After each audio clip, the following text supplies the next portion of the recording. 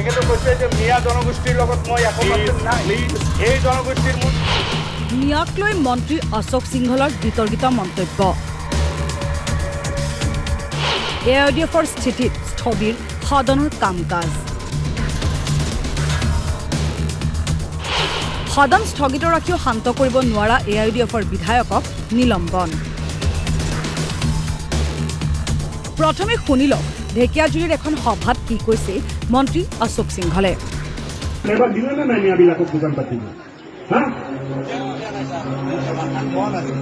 মিয়াক নিদিব মিয়াটো দিলে কেনেকে হ'ব আমাৰ ল'ৰাবিলাকক দিয়ক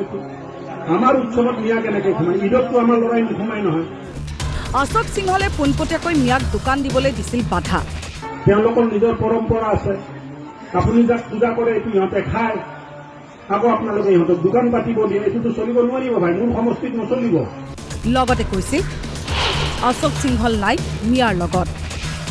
মোৰ কথা চিধা চাধি মোৰ কোনো ভোটপটৰ লগত কথা নাই মই যাৰ লগত আছো 100% আছো যাৰ লগত নাই 1% নাই ইহঁতৰ লগত মই নাই যে আপোনালোকে যদি ইহঁতৰ লগত হলি গলি কৰে মই আপোনালোকৰ লগত নাই বিধানসভাৰ বাহিৰত কৰা অশোক সিংহলৰ এই মন্তব্যৰ বিৰুদ্ধে বিশেষাধিকাৰ ভংগৰ অভিযোগ এআইডিএফৰ মাননীয় মহোদয় মোৰ নামে কৈছো মাননীয় অশোক সিংহল ডাঙৰীয়া তেখেতে কৈছে যে মিয়া জনগোষ্ঠীৰ লগত মই 100% নাই এই জনগোষ্ঠীৰ মই বিৰোধী বাকি জনগোষ্ঠী উচটাইছে তেখেতে যে তোমালোকেও তেখেতসকলৰ লগত গলে মই তোমালোকৰ লগত লাগিব এজন মন্ত্ৰী হৈ এনেকুৱা ইৰেসপন্সিবল বক্তব্য তেখেতৰ মাননীয় অধ্যক্ষ মহোদয় কোনোমতে গ্ৰহণযোগ্য নহয় তেনেকুৱা কোনো প্ৰমাণ মন্ত্ৰী পদত থকা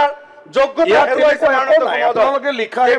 বাকি মন্ত্ৰীৰ যোগ্যতা হেৰাইছে তেখেতে এটা 1 কোটি জনগোষ্ঠী থকা মানুহৰ লগত নাই 1 কোটি জনগোষ্ঠী থকা মানুহক তেখেতে বেয়া পায় সেই সকলৰ লগত থাকিলে বেলেগ জনগোষ্ঠীক তেখেতে থ্ৰেট কৰি আছে তেতিয়া হলে তেখেতে কাম কেনেকৈ কৰিব আৰু মই মোৰ কথা ক'লো বৰখাস্ত কৰিব লাগে কিন্তু অধ্যক্ষই নাকচ কৰে এআইডিএফৰ আবেদন তো সেইটো যেটো আপোনালোকে যি বিষয়ৰ ওপৰত উত্থাপন কৰিব খুজিছে তেনেকুৱা ধৰণৰ মানে আপোনাৰ ব্ৰিজ অফ প্ৰিভিলেজৰ মই কোনো কিবাটো বিচাৰি পোৱা নাই সেইকাৰণে মই এইটো ডিসএলাউ কৰিছো যাৰ বিৰুদ্ধে সৰব এআইডিএফৰ বিধায়কৰ প্ৰতিবাদ সদনৰ ভিতৰত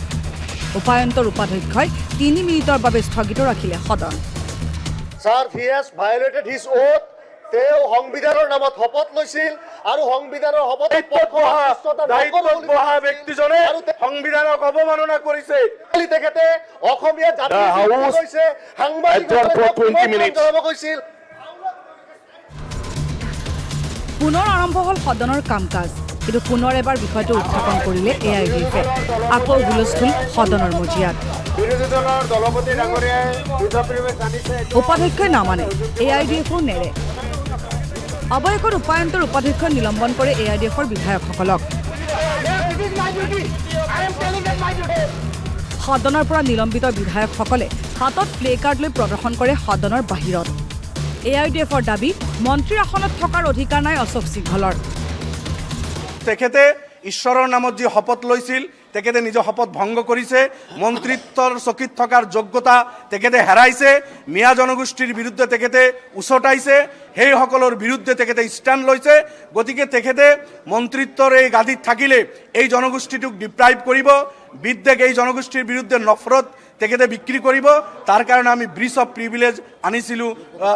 আৰু তেওঁৰ পদত্যাগ দাবী কৰিছিলোঁ কিন্তু দুৰ্ভাগ্যবশতঃ আমাৰ এইটো এলাও কৰা নহ'ল অৱশ্যে এই বিষয়ত এতিয়ালৈ অশোক সিংহলৰ নাই কোনো প্ৰতিক্ৰিয়া